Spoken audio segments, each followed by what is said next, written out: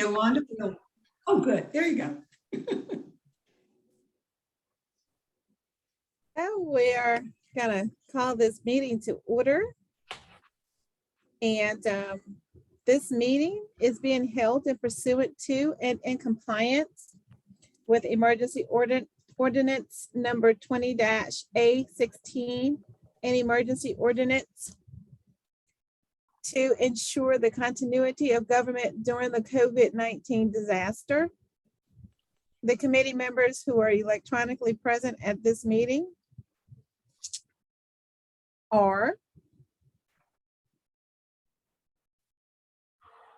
Yolanda, I have the list up in front of me. You want me to call the names because I can just read them off and then people can respond? Does that work?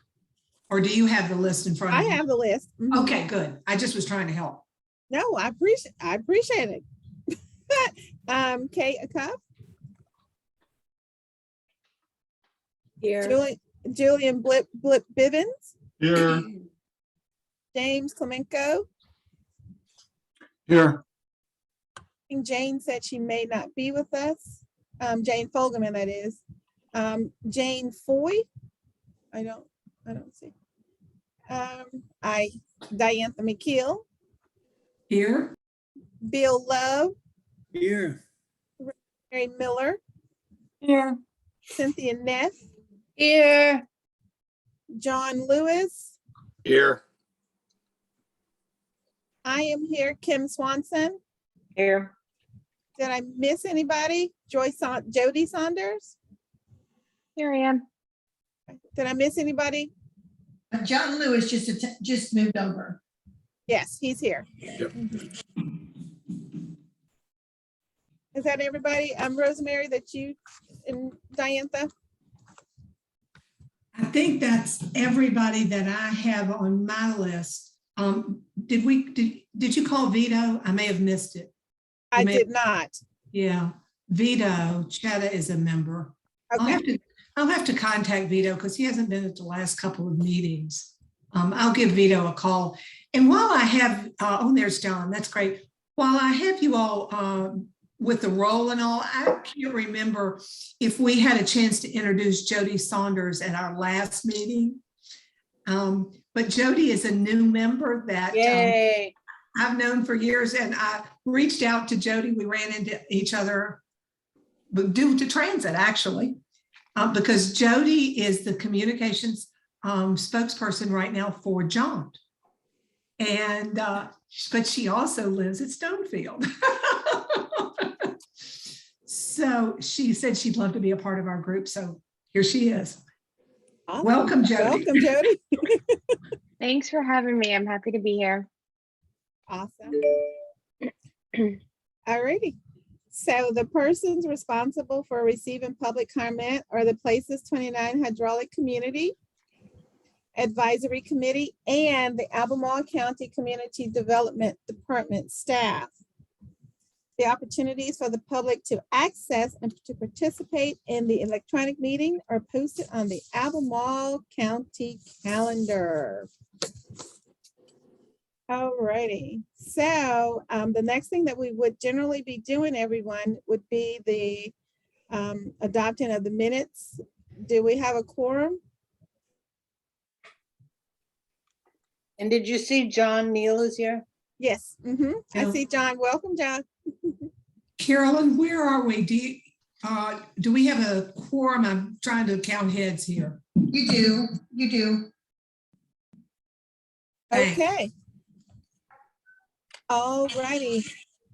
So was everyone able to review the minutes? And I know Rosemary had a highlighted point on there. I'll move adoption of the minutes. I Thank you. second. Thank you, Bill and Cynthia. Yep. All righty, so we've had the second. And so staff, you all can agree by unmuting and saying in favor. Support this? Aye. Aye. Aye. All righty. Well, the motion has passed, so we can move on to the next point of business for today. Thank you all so very much. Alrighty, so the agenda was sent out and it was also posted on the Albemarle County's website. And so what we have are discussion for our CAC agenda topics for 2022. And I will actually turn this over to Diantha. Thank you, Yolanda. We talked a little bit about this, I think, at our last meeting. And if you all will remember, and you probably have the tentative 2022 schedule that staff sent out, it was part of the attachment for the meeting tonight. And that attachment shows April through December schedule that our staff is proposing. And I guess I should preface this by saying community development right now has lost several employees. We are short-staffed, as many organizations and businesses are right now, struggling to keep up with the work. And with the review of the comp plan coming up, the staff in community development have requested that they be able to, I would call it, take a little bit of a break for a while on working with us on all of the CACs, not just ours. They're not picking on us, but on the CACs. So what that means is that we're going to have less staffing. Give Carolyn a big round of applause because she's here. Yay! She's helpful for us very, and I see that Cynthia has added her Cooper. Cooper. We appreciate Cooper's support, Cynthia. Thank you very much. Yeah, well, I have to say, we're going to miss the community development folks because they've made a big difference in allowing the CAC to become more productive and responsible. So I think we do have some things to talk about and think about. Right. So, and I just wanted to just frame this as to where and see what your thoughts are and where you want to go with this. But if you'll look at the schedule, you notice that, well, for April, they were recommending no meeting. We determined we wanted to have a meeting to talk about our agendas for the next year. June indicates that well, let me go through the whole thing. April, May, the schedule for May will be our climate action planning and a budget overview, which I think is great. And then if we had something we wanted to add, I'm sure that we could add some topics as we normally have based on the length of what those topics might be. We always have to look at our hour and a half for the meeting agendas.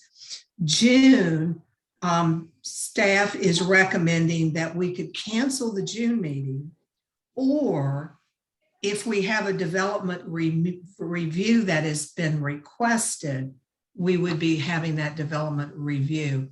I will say that, there you go. Thank you, Carolyn. That's lovely. I bet Carolyn was responsible for putting that up. Because the Jack Jewett district is so dense, we don't have nearly as many development proposals coming to us as some of the other CACs do. As you might imagine, Rio and Pantops and even the 29 North group. Oh, we're seeing lots of great pictures here. Carolyn, are those yours? There we go. Thank you. So we don't have as many of the community development proposals to hear. So we have had more time with our CAC to sort of focus on ideas and work that we wanted as a CAC to do in our area. So the suggestion then would be June would be open for us if we wanted to schedule, determine some topics. And then July, no CAC meeting. And I think I would suggest that that's probably a good idea because the Board of Supervisors have really limited our July meetings. We're trying to let people have them vacation time in July.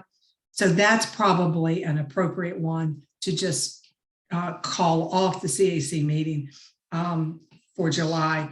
August, again, we would have the ability to determine the topics that we might want to hear about. And then in September, their recommendation would be parks and green systems, which you all might find, that might be a great topic. I would suggest maybe we could add Charlotte Humphreys Park in there as well for us. And then October, again, we would have the ability to schedule some topics that we wanted to talk about. November, they're suggesting economic development and strategic plan work. And then in December, sometimes we've canceled our December meeting, sometimes not. And sometimes we've had a party, which is even more fun. So we could probably leave December open for right now and decide what we want to do about that later. But I really wanted to just have a discussion tonight about your all's thoughts. The big choice is we could go with what staff's recommending and cancel those, cancel the June, August, and October meetings, or we could just determine topics that we'd like to talk about during those particular months. Now, I will say, and before I just turn it over to everybody to talk about, I will say that there were several things that we had. Bill, let me just catch you in a minute. There were several things that we had on our as topics that we had suggested that might be interesting for the future. One was we had mentioned asking John, not to put you on the spot here, but John to share with us the proposed development that's going to be happening over in Seminole Square, because while that area is in the city, it's also in our hood. And I think there was some interest from some of our folks to understand what that proposal was. We had the topic of middle density from staff. We could ask someone from staff to come give us a presentation on what middle density really is. They've been presenting that to the other CACs, and we have not heard that presentation yet. There was a lot of discussion at one point around middle density during some of the Crozet development proposals. And then a couple of other things that I had jotted down was to repeat the tour of our CAC area that we did about, 4 years ago, where we borrowed a van from the county and we all piled into the van and we took a tour of our CAC area, which I think was pretty interesting for folks. And then another possibility would be getting folks back over again to Charlotte Humphreys Park. And so let me stop. And Yolanda, do you want to take over now? And I see Bill Love's hand is up. But, and Carolyn, maybe we can put that schedule down now so we can see who might have a question. Thank you. Okay, Mr. Love? Yeah, I just wanted to make a general comment or concern is I hope any meetings that we have during the period when staff are not present, I'm hoping that somehow we will not lose the ability to have any good ideas that come out of those meetings conveyed to the proper people. I know staff plays a critical role in that to make sure that there's follow through and so that we just aren't talking among them ourselves and then then it's forgotten a week later. And Bill, that's a really good point. And I am anticipating that we would have possibly some staff, but we don't always need the staff that have been supporting our meetings. If we were having a discussion about Parks and Rec, we would invite Amy, for example, or some of the folks that have been helping us with Charlotte Humphreys Park. If we were having a discussion about transportation, we could invite Kevin McDermott. Those are folks that have not normally been the support crew, but you're right. We're still going to need some staffing help. And I guess I'm just going to have to figure out how that might work and how we can negotiate those waters. The other thing is we still have to make sure that we're following all of our open meeting rules, that we're taking minutes. We have the most wonderful secretary in the whole world in Rosemary. But we still have to follow all of those rules and regulations. And I would anticipate that by the end of the summer, we may very well be back in person. Because now we don't know what this new variant's going to do. But the anticipation was that by the end of the summer, we may be meeting back in person. And to be honest with you, once the Boys and Girls Club opens, we may be able to meet in the new Boys and Girls Club building, which would be really cool. So anyway, let me, back to you, Yolanda. Answering. So we'll go with Kim.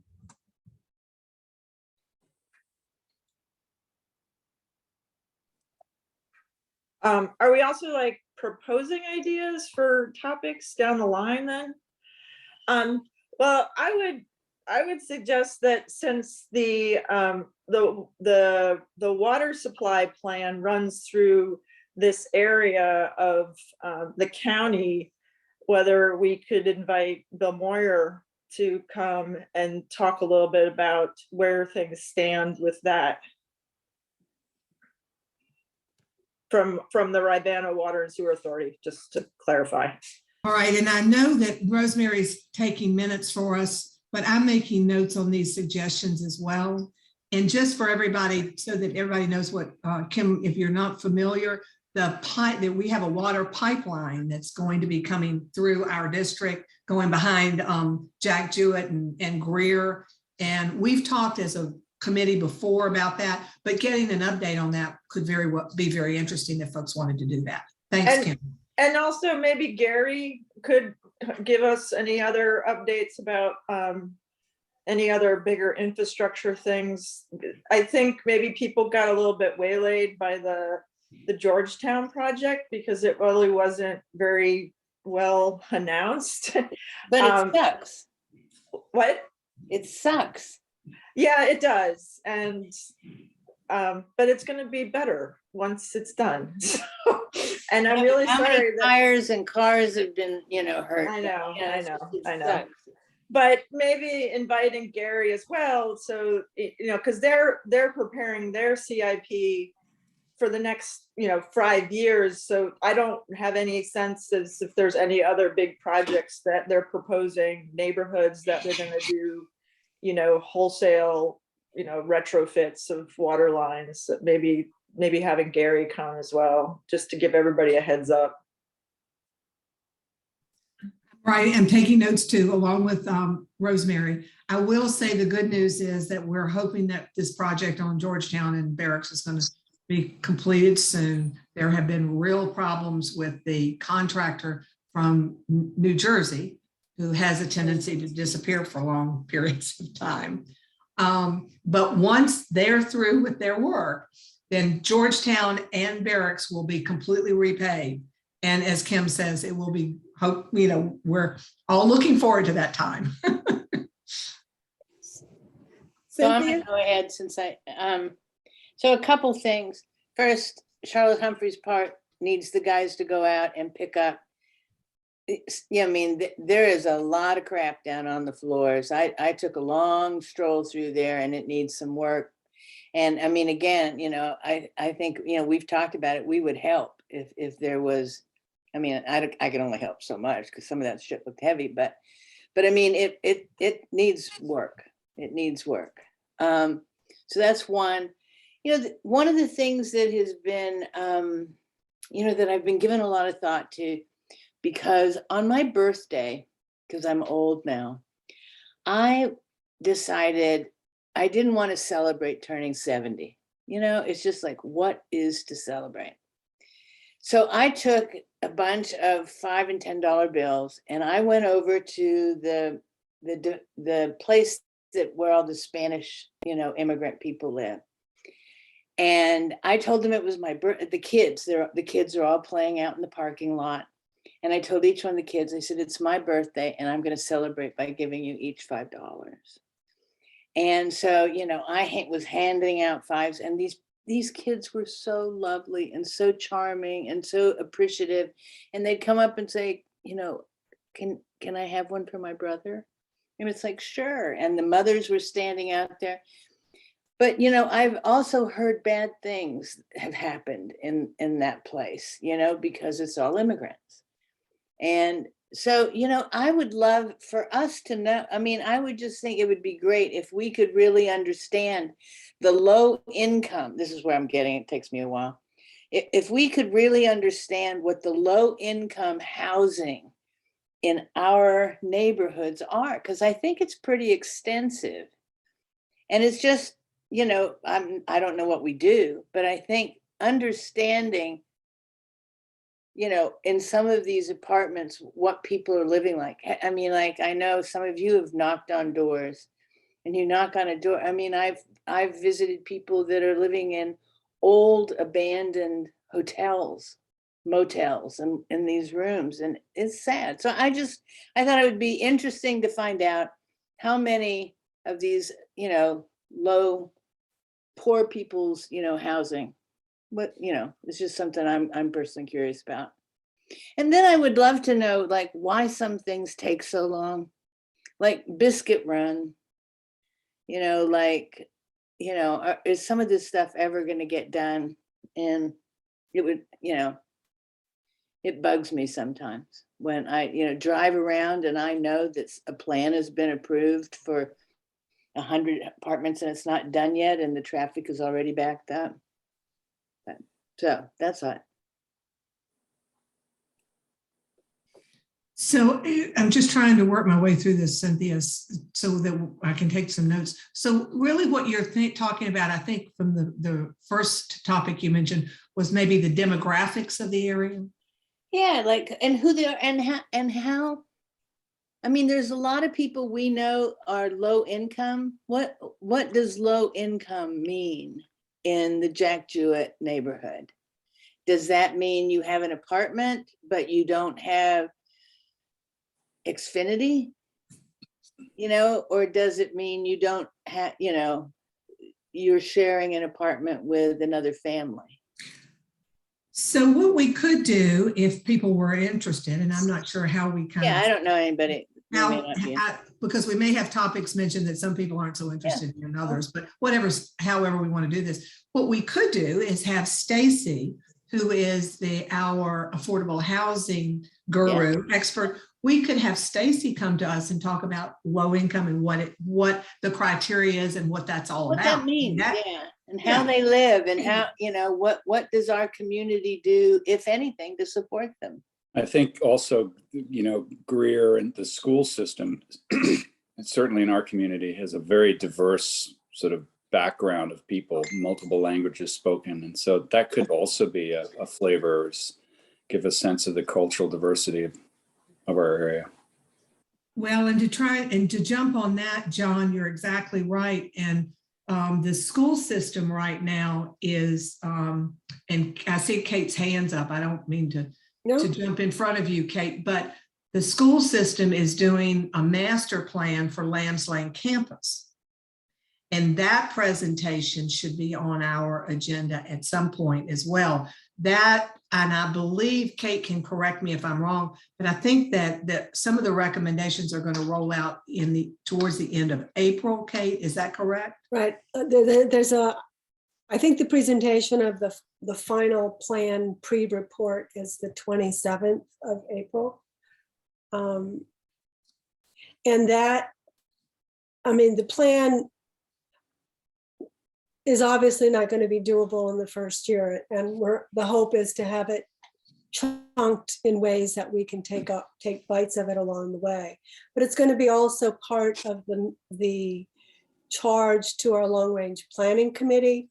Yeah, I mean, for the first time in the last report, they actually talked about the need to look at campuses, and really that's the only campus we have in the county. But I think I think combining what John said and what Cynthia said, I mean, I know we have summary data for what the demographics are for the district, but I think something more granular You know, how many, I mean, it's one thing to know what the average income is or how many people below a certain income is. How many households are, you know, in poverty? I don't know.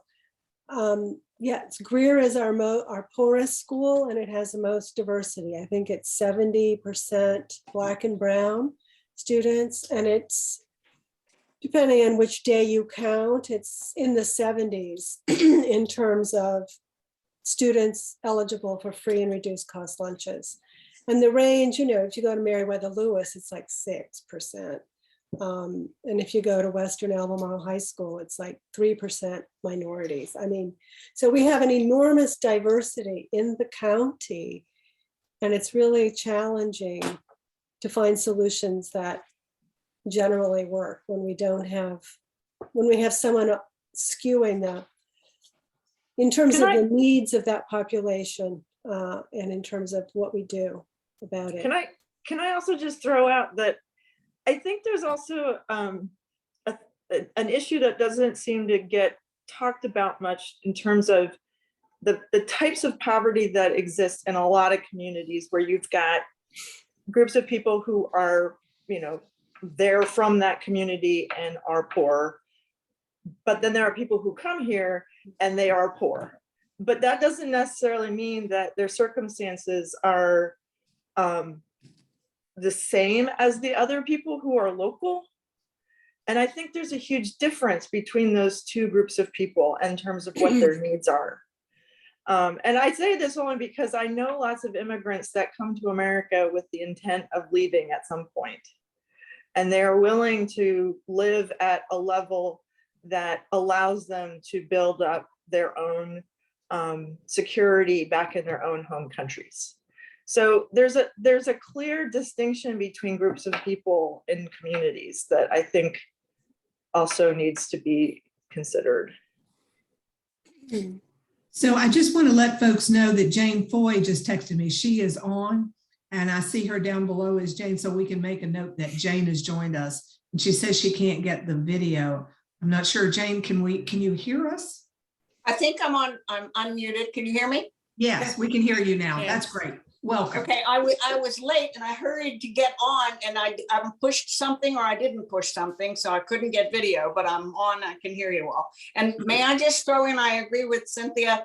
And if we're planning on a little cruise through the district, I think maybe it might behoove people to know where the majority of our lower income people live. And I don't mean drive through a trailer park and point out to people. I just mean to make people aware this is a concentrated area where we have low income people, so that people are aware of that. I think too many people drive by neighborhoods and on their way to Kroger or whatever and don't even realize, you know, who's living there or where there is. So anyway, I agree with Cynthia. And by the way, turning 70, wah. When are you about to be 75? Touche, baby. I think, John, did you have a question? I also saw Bill's hand as well, John Lewis. Yeah, it's just, again, it's somewhat related to this conversation, but one thing, and we did get a presentation on transportation planning, et cetera. And I know that the county is starting to go into long range planning for the next comprehensive plan.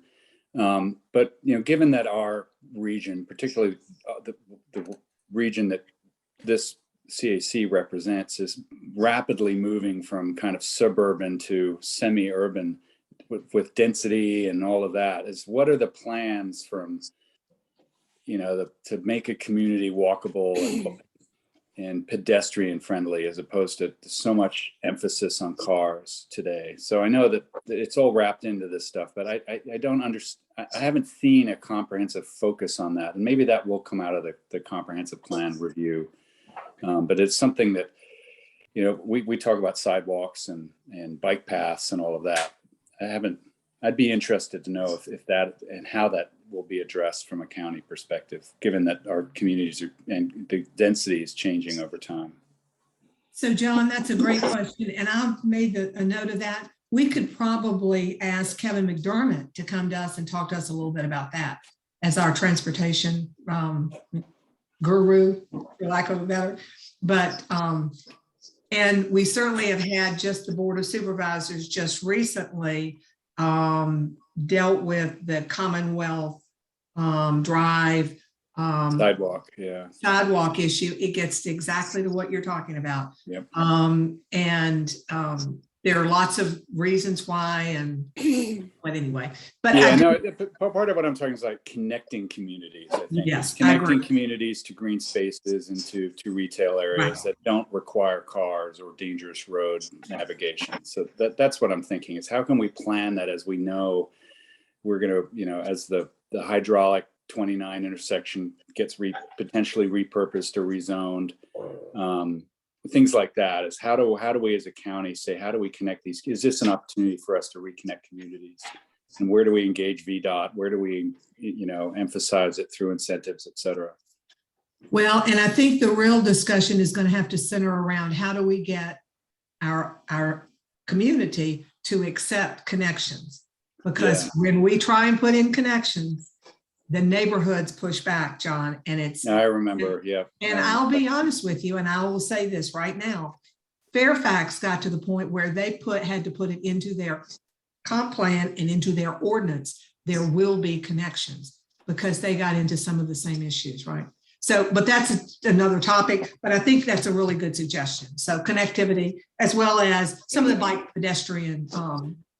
So Rosemary and I are keeping track of all these. And I would second that topic. I'm also curious and would love to learn more about that.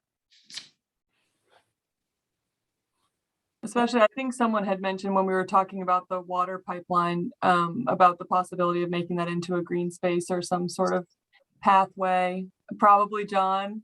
But curious about exploring that more.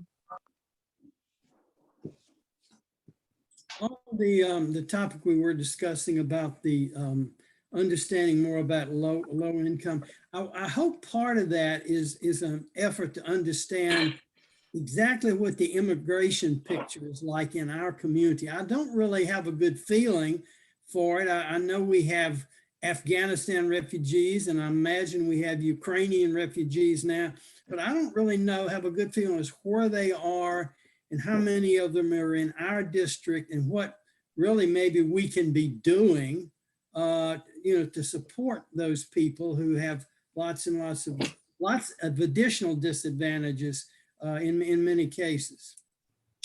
So Bill, let me jump in. That's a really interesting idea, because the IRC, I think you all are familiar with the IRC, they recently moved over the last few months into the Jack Jewett district. They're now in what am I trying to say? I don't even know what the name of the building is. They're on Greenbrier. It used to be a movie theater. Yes, I was going to say, I think about it as the old movie theater. Anyway, the IRC is now in our district. And I try and attend every month the IRC meetings. They have monthly meetings. But we could easily ask Harriet, who is the director of the IRC, to come and chat with us about their work. And she would be able to. I had a discussion with Harriet not too long ago about trying to get a bus connection over to Greenbrier, to the IRC building over there, because they have so many folks coming and going that need transit. So that could be a great topic for us. Yeah. Oh, on that note, what about you, Diantha? You had said that the person with CAT was going to be redoing or looking at all of the stops and prioritizing. Could somebody from CAT talk about their plans? I don't know. Yeah, they're working right now with I guess an agreement, contract, memorandum of understanding, if you want. CAT is with VDOT. And I'm not sure they are ready for that presentation right now, but Kim, you're exactly right. When they manage to get that contract signed, and how do we get shelters and pads and bus stops, appropriate bus stops with infrastructure on VDOT roads, right? We can get someone to come to us, because that would make a great presentation. And eventually they will be asking the Board of Supervisors to prioritize those how we want to run, what should be the first cat stops to have shelters and other benches, trash cans. So that will happen. I think it's pretty obvious that the areas that have the highest density, right now have the highest use or need for those to be prioritized. But anyway, that could make a great discussion as well. Timing's probably needs to be put off a little bit for that one though.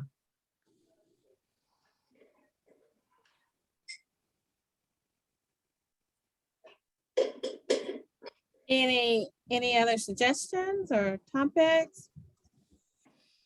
And I mean, certainly you all can suggest as we go along. This isn't the last time you have the opportunity. Things always come up in the news and you're going to want to hear, but we have a good list of topics already.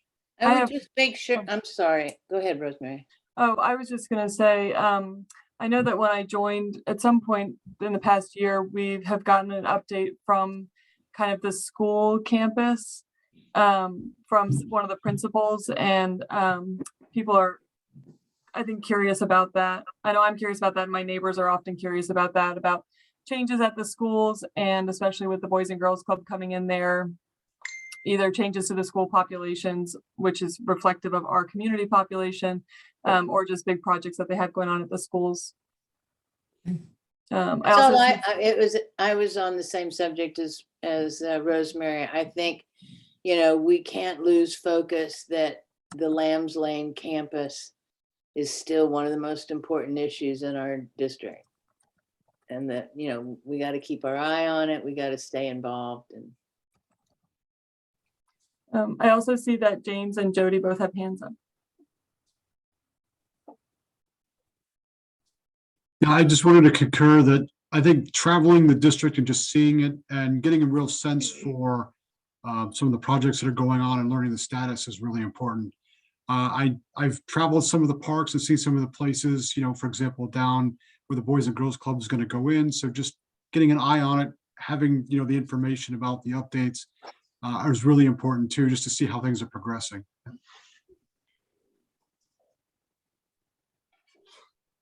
Well, to that end, if that's something that we end up doing, I may be able to arrange a jaunt bus to actually do the tour for us. So with enough notice, I could probably snag a driver and a bus, and if we identify itinerary, get that all worked out for us. The other thing I was going to add is that Kat is getting ready to do an alternative fuel study, and just last week, like early last week, Jaunt CEO Ted Reek asked if we could piggyback on that, because Jaunt is also very interested in alternative fuel. And so as part of our process with that, this isn't Kat's thing, but with Jaunt, we'd like to actually have some community engagement around that, maybe put together an advisory council. It's super duper early. The contractors don't even have their proposal written yet, but at some point that might be something that this group would be interested to hear about. I would be very interested in it personally. I'm thrilled to hear that. That is really good news that they're looking at that, Jody. And what would be wonderful about a jaunt bus is, rather than just a van, we could get more of us on the bus so that we're all together, which I think is really valuable.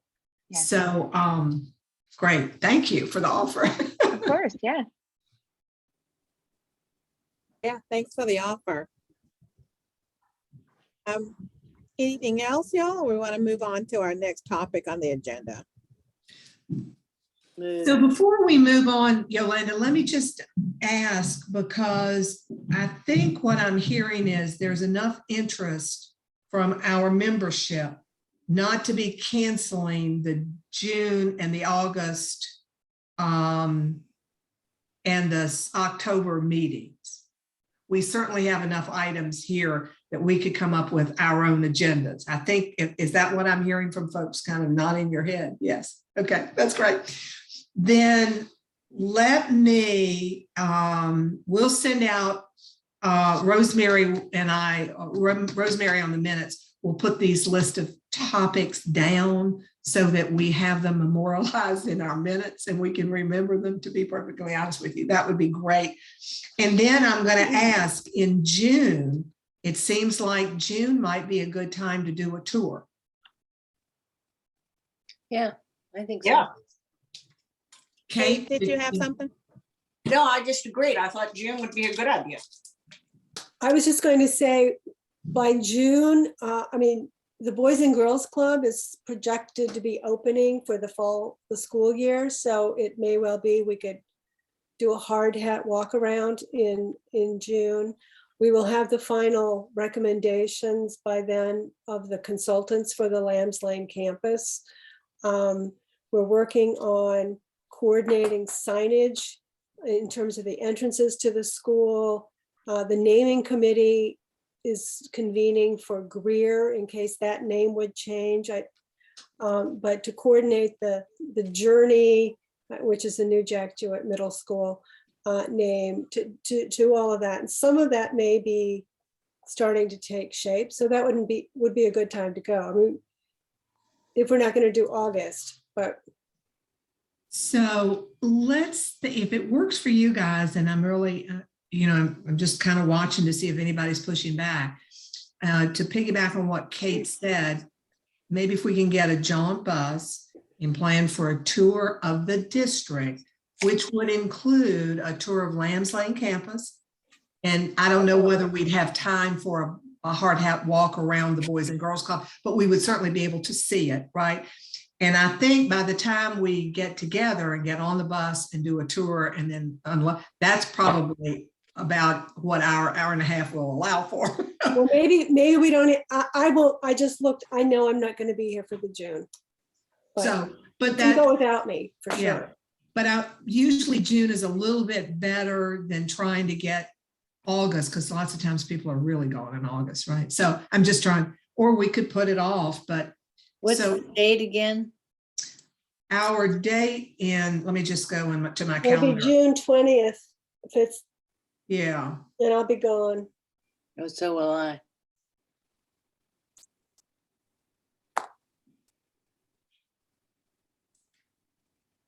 I'm not sure what to say. What do you all think? So we're talking about June. We can put it off until August, but anytime we do something, we're going to have some folks that are gone. I'm just not sure what.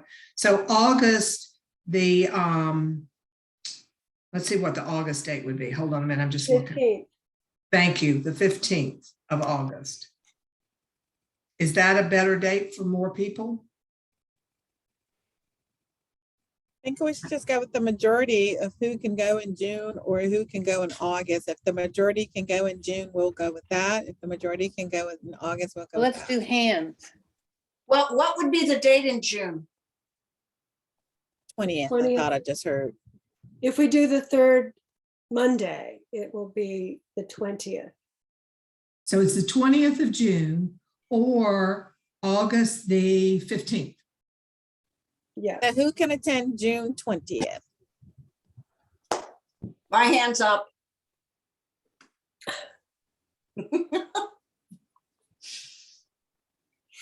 So So we that looked like, was that 7 or 8? Yeah, I couldn't count them, but all right, and then the next one, Yolanda, would be August 15th, We right? could do August 15th. My hands up. Yay, Jane. I think this is a good date. I think August 15th. It looked like to me we were pulling in a few more people from August the 15th, right? Yes. Yeah. By August, the fun part of summer is over and So we'll plan for August meeting will be, and I really do think if we do a tour, that's it for the meeting. I mean, that's going to take up what we need for the most part, right? And we'll figure out where we're going to meet, and I can work with Jody would be great, and we'll sort of figure all the details out with, and Carolyn, you're always invited with all of this, right? Thank you, I appreciate that. So we'll plan on August for the tour. And then that leaves our June meeting. And obviously, if we have proposals that come along at some of these meetings, they will have to go on our agenda as well. So is there, are you looking at our suggestions? Is there something that you all would really like to see in June? Or do you want the chair and vice chair to take a look at it and see what we could do for the June meeting? I mean, I think if they want to, you know, take a stab at it, that would be great. I think there was a lot of things that came up, but I think they're going to need a little help from the staff. Oh, absolutely. We have to have some help from staff, and we'll be using staff. I was just thinking about topics, that's all. Yeah, okay. It might be timely if, to say at the June meeting, maybe having Harriet come from the IRC just because it's timely. And you all mentioned that's something you're interested in. But she could be on vacation in June. So do you want, how about if we just ask the chair and the vice chair and myself to sort of talk about this in the next pre-agenda meeting and sort of figure this out and see where we go? Does that work? Is that okay? Yeah. Dana nods a bit. I think that's great, especially depending on who's available to come speak. Right. So we have our list of what suggested topics, which we have enough topics for more than the amount of meetings we have. And I do want to ask John, what would you say a good timing would be to hear Great Eastern Management's proposal for Seminole Squares for the development over there? It may be too soon now, right? Yeah, I mean, you know, it's certainly too soon if you want to know what's actually going to happen there. You know, if you want to know what's going to happen, we're definitely too soon for that, although it is a by right development. But it has to go through several different, you know, channels, as all these things do. So if I were to talk about it, you know, the next meeting as an example, it would certainly still be considered, you know, preliminary in terms of, you know, if you want to know how many of this and how many of that, and as everybody always asks, you know, what's a 2-bedroom going to rent for? Those type of questions were too soon. But if you want to get an overall like sense of what the general idea is, you know, we could certainly do that now. If you want to wait and see how things progress, then we can talk in a more detailed way, you know, later. And of course, this development, just so I'm clear, everybody, and I'm sure everybody understands, but this is in the city. It's in the city. But it's in our hood, which is kind of. Nobody knows where the line is, but yes, it's in the city. But I think there's also tremendous curiosity, interest, you know, Sure. wonder on what's going to happen there. And I think, you know, I mean, I don't know what's going to happen there. So I think, you know, I can understand people are saying, is this going to be good or is this going to be bad? Will it be all of it or the big buildings staying, or, you know? Those are all questions that everyone you ask will have a different answer to. Yeah, I think we should wait until it's more, you know. Okay, so we could look at that one more, John, towards maybe October, something like that, later in the fall. We should. How about this? We'll definitely, if for some reason we need to talk about it sooner, I'll bring it up at the next meeting. How's that? Depending on how quickly things go. Yeah, recognizing that we're interested because it's in our hood. But yes, especially with your wonderful pedestrian bridge, Diane. Yeah, yes, absolutely. We can have people walking back and forth. That's right, exactly. And bicycling, absolutely. 100%. So it's pretty exciting. Okay. Yes, all it right. is. Kim, I think I see your hand. And Kim. This just gets back to earlier comment from Cynthia about the state of the Charlotte-Humphreys Park. And yes, I have also observed that. And I did reach out to Amy to see what their plans were for going back out and doing some more tree cleanup work from our winter storms. And she is getting with the folks that plan that kind of work. But one of the things that I proposed was trying to organize some people, maybe in May, if anybody is around and wants to help the maybe county staff with doing like stick corralling. So the county already has like chippers, and maybe we could sort of do like a group of people to help make a pile, and so make it easier to run things through chippers, or I don't know, you know, something to make it easier with that kind of cleanup, if they don't end up, you know, if they keep the work internal. So anyway, if anybody is around in May, I'm going to try to organize something. Send an email out when, yeah. Are you and you're thinking about during the week, on the weekends, what? Probably weekends. I don't know. Okay. And I'm trying to, I'm also got a group of kids in mind that I'm trying to boys to get out and help with this as well. So just something to like make the work go a little bit faster, and at least for the frontage area. I'm not necessarily for the entire park, but just, you know, we could get that little cleared area cleaned up with the sticks, and like all that frontage area cleaned up, and they could just chip it on site. Now, the rest of the park though does need some other major tree work though, but from just a community involvement project, I think that frontage work could be pretty easy. And I wasn't sure when Cynthia was talking about it, to be honest with you, if you all are talking about that there was a real need for litter. No, it's This is trees that just came down. tree. Yeah, there's Okay. a lot of trees that came Yeah, down. you know, Gotcha. that storm that we all lost trees in, I mean, that park lost a lot of trees. Yeah. And they've moved a lot of it, but you know, the irony of when we were walking through there is that most of that has been picked up. It's not on the path, but it's on, you know, that brush against the paths we were trying to keep clean so that it was more open and welcome and blah, blah, blah. So it's just, you know, it's nobody's fault. It's just, you know. Yeah, I think Parks and Recs is aware of it. I just, I don't know what their plan is, I think they do have a plan. Yeah. So maybe what I'm hearing is, Kim, if you could take that on with Amy and see what their best thought is and how we might be able to help, and then send out an email, and people that are available could, you know, does that work? Yeah. Yeah. Okay. Because I'd be happy to come on a Saturday, right? Especially in May before the mosquitoes come out. Yeah. Sorry. Okay.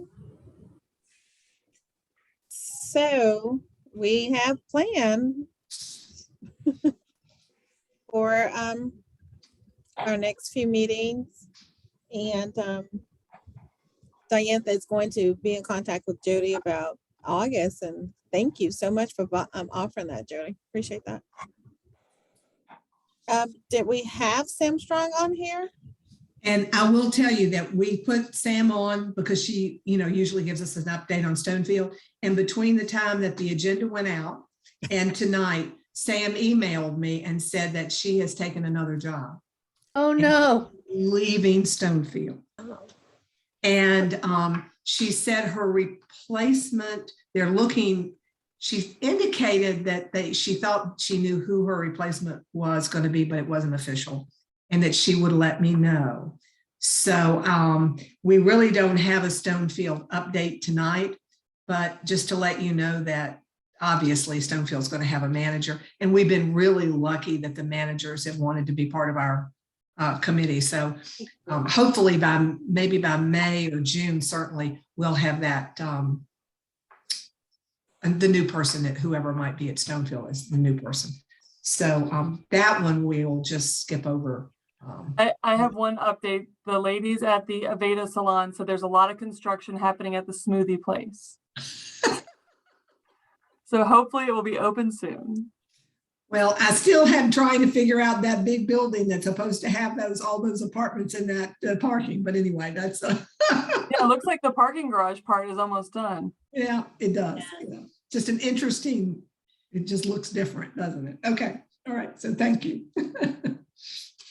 Okay, so then we're down to the Board of Supervisors, Planning Commission, and School Board updates. You can go whatever order you want. Diantha, do you want to be last first? I'm happy to go first. And I know I was just looking at our time, it's 6:25. I don't think we need to use up all this time, we can get you guys going. But I'm just going to give you just one or two quick things.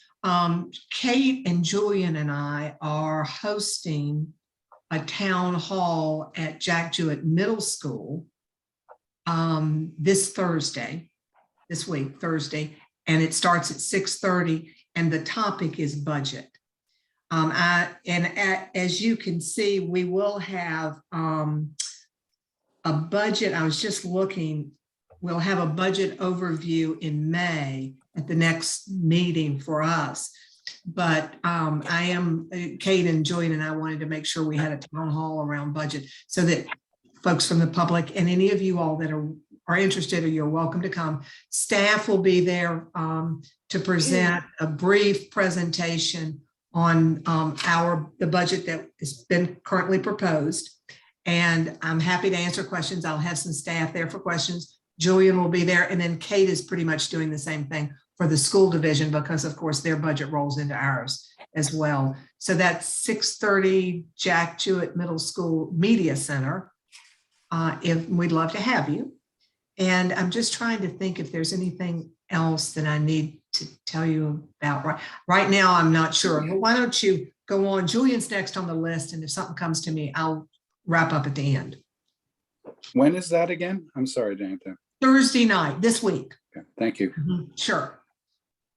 So I would just give you just a couple of updates. So you probably are aware that we're in the process of doing the comp plan. We're doing both a review of ordinances, and I can say that coming before the planning commission, which will eventually go to our supervisors for approval, or just I'm starting to see some ordinances that are coming before us. So they're at the same time, the supervisors charged community development to both look at updating our ordinances, which in some cases haven't been done for a very long time, well over a decade, and also look at sort of making the comp plan something that people could actually have access to and not have to have I think the other one's like over 100 pages with the appendices, but to sort of really shrink that down, so as I can say, so that just the regular people can pick it up and understand what's happening in our community.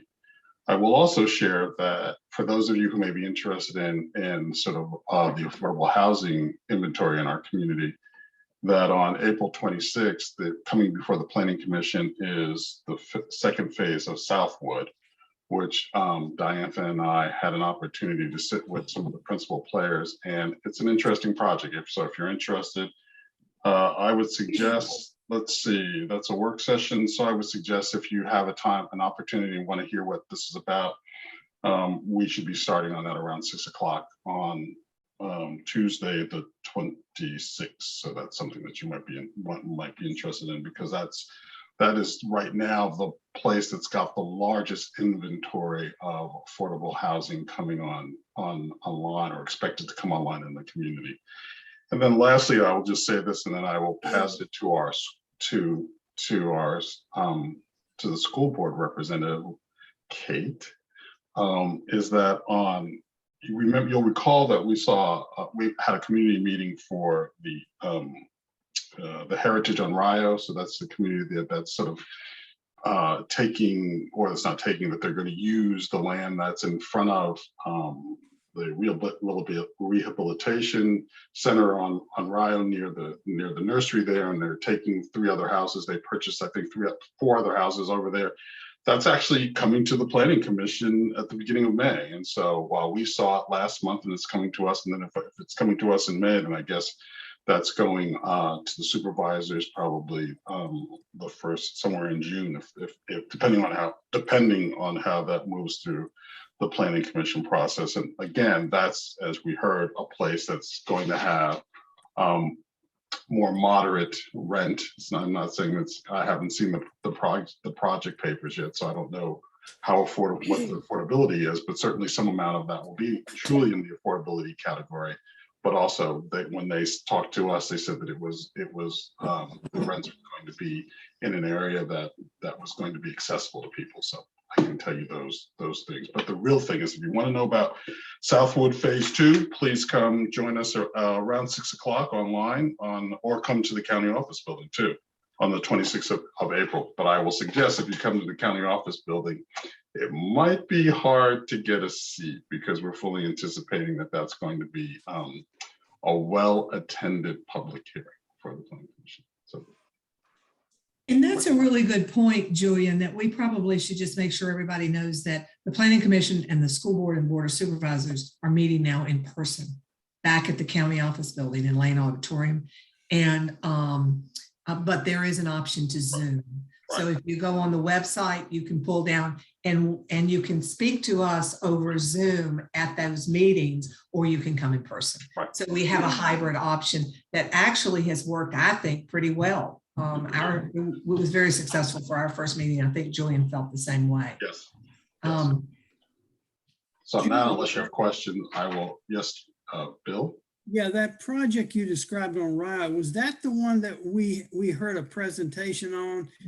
Correct. Where they're taking the frontage, in front of the, It was right in front of Charlottesville Health and Rehab, or right around that correct. I do hope you pressure them a little bit more on affordable housing, because I remember the percentage there seemed to me to be low.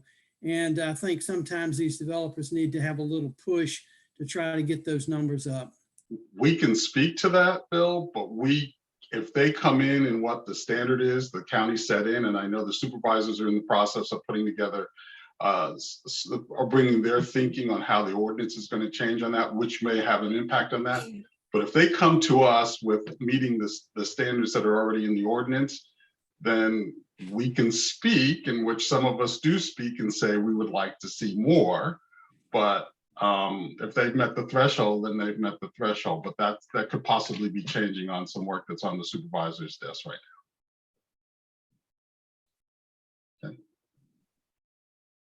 Anyone else? Kate.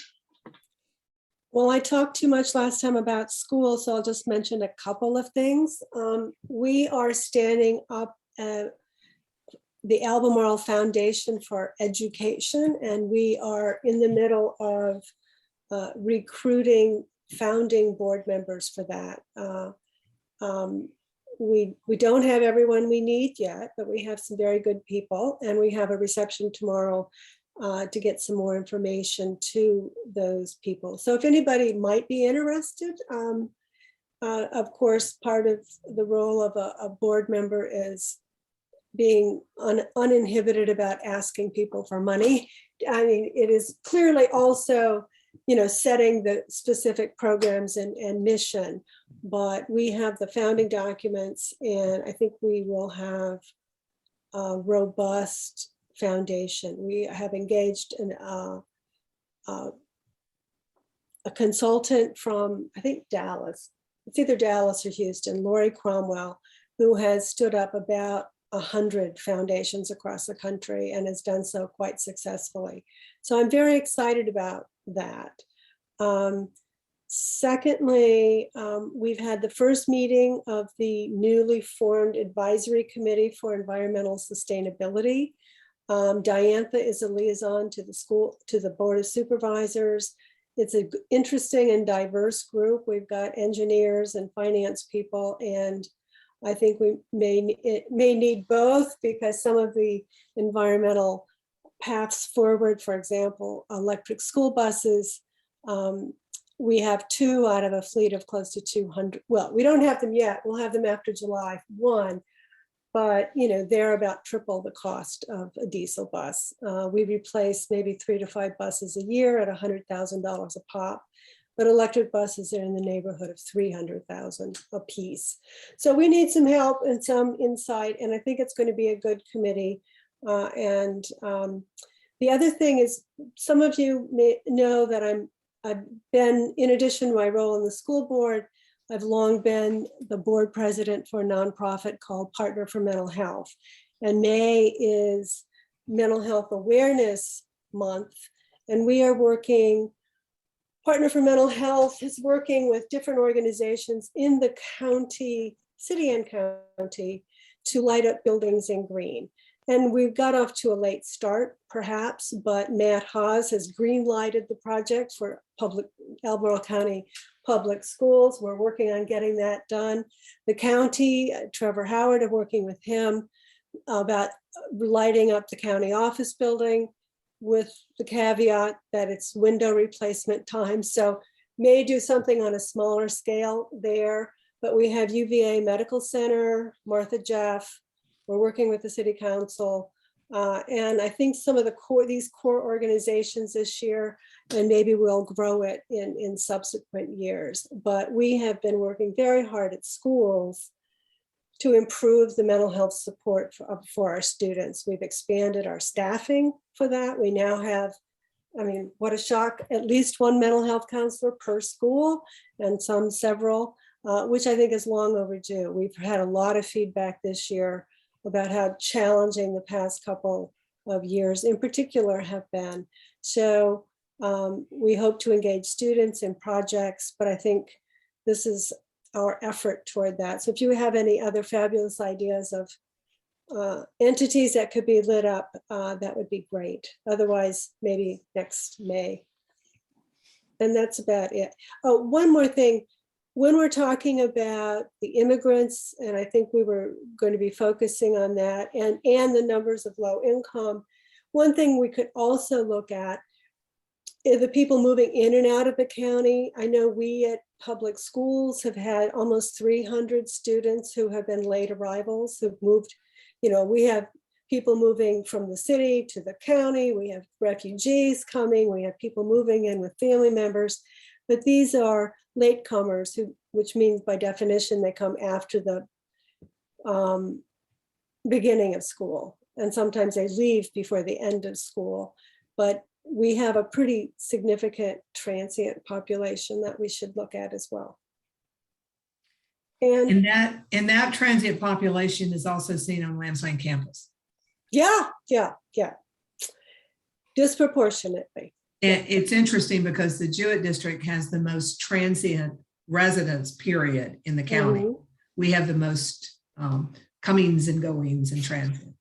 So and we have the biggest challenges in engaging the community because the community might not have deep roots and may have language issues and other issues, transportation to get to places. So yes, we are working on it. Kate, would you mind just repeating the name of the first organization or committee that you mentioned? I just missed it. The nonprofit that I'm on the board president is Partner for Mental Health. No, sorry, the group that you're that's just getting together. The Albemarle Foundation for Education. Thank you. We have just filed the legal documents in the past month, I think. And we are working to stand this up this year. So next year we will be able to put the Albemarle Public Education Foundation, check the box on our tax form, and you all will get some money from us. You can get some money from us that way. That would be nice. Yes, that is a way of doing it, which is pretty cool. Having said that, let me just jump back. I wasn't very organized and I left to get my, because I wanted to tell you all the time of the public hearings. So this week on Wednesday, the Board of Supervisors are hearing, we're having 2 public hearings that you all might be interested in. Actually 3. And the rationale, we have become so dependent on our assessments and our property tax. We're up to almost 68% of our revenues now in the county are coming from property tax. That is not sustainable. And so what we're trying to do is to diversify our revenue base so that we can use other ways of receiving revenues to pay for fire and rescue and police and all teachers and all of the things that we need to pay for without always going to your assessments, and well, not your assessments, but to your property tax. So we have 3 public hearings that are interesting this week. So on Wednesday night, of course, they all start, we say 6 o'clock, but we have the 1, 2, 3rd one down at this agenda is the adoption of an ordinance to increase the transient occupancy tax rate. That's trying to get at all of those tourists who come to us and stay in our hotels, our Airbnbs, our bed and breakfast, all of those. We're increasing that tax so that the folks that are coming to enjoy our community can also help us pay for the expenses that we need to provide services even for them. So that's one public hearing. The next public hearing is consideration of the adoption of an ordinance to increase the food and beverage tax. This one is an effort to just match the city's food and beverage tax rate in restaurants. And I do think not a bad idea to match the cities. They're a little bit higher than we are. And so that one would also bring in some additional revenues. And then just trying to diversify our revenue base here. And then the last one you might really be interested in is the public hearing to consider the adoption of an ordinance to impose a tax upon disposable plastic bags. Trying to limit the number of plastic bags we are picking up as litter and we're seeing in this community. As you know, many communities have already done this, but we are looking at, and what that entails is, and I pulled it up to make sure I was telling you correctly, 5 cents for each disposable plastic bag provided. Now, of course, you don't have to pay that. You can bring in your own bags and avoid that.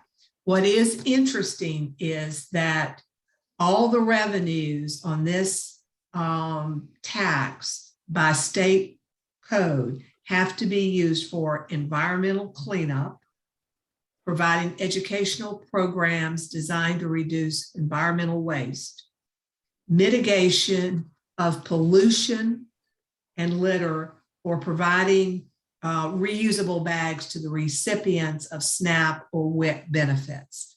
So we would be giving some folks who needed reusable bags at the expense of this program, but it also is intended to be another way that we can get at controlling litter in this community and receiving some revenues for our really popular litter pickup programs that right now we're struggling to keep up with.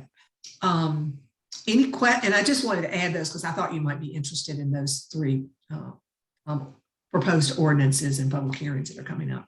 Any questions about them? And you can certainly go online to our agenda because our agenda explains the ordinance and has, an executive summary that's pretty clear. So that's this coming up this Wednesday. And with that, I thank you. I'm done. Okay, so that's all that we have on our agenda tonight. And I think we can adjourn this meeting. Cool. I'm sorry, did anybody have a question, Kate? No, Cynthia? no, I'm waving. We're waving. Oh, oh, okay, Thank- well, have a good night. Good I night. hope we had our last day of winter today.